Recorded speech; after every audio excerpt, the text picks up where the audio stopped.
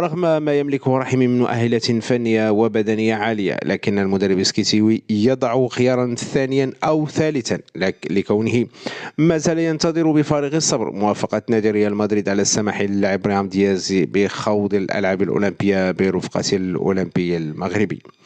واختتم المصدر حديثه كاشفا: يقوم المدرب السكيتيوي بتقييم مستوى عدد من اللاعبين الذين تفوق أعمارهم 23 سنة قبل حسم قراره باختيار 3 منهم. وربما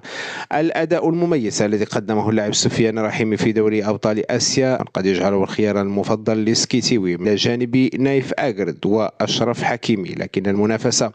لن تكون سهلة في ظل امتلاك منتخب المغرب هدافين من العيار الثقيل من قيمة نجم نادي إشبيلية الإسباني يوسف نصيري وهداف أولمبياكوس اليوناني في دوري المؤتمر